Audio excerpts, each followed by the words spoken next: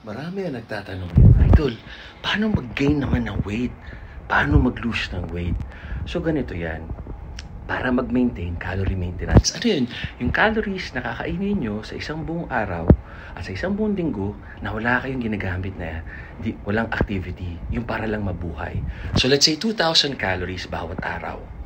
Diba? So, sa isang linggo, everyday 2,000 calories. Maintenance ang tawag doon. Ngayon, kung gusto nyo mag-lose ng weight, everyday, bawasan nyo ng 50 calories or hanggang saan na kaya nyo. Yung realistic lang, yung kaya yung sustain for life. Sabihin natin na 50 to 100 lang. Pero kayang 0 calories kung kaya nyo fasting, di ba? Or 1,500 calories per day minus 500. Papayat kayo niyan. Ngayon, to gain naman, pwede kayo mag-add everyday ng 50 to 100 calories.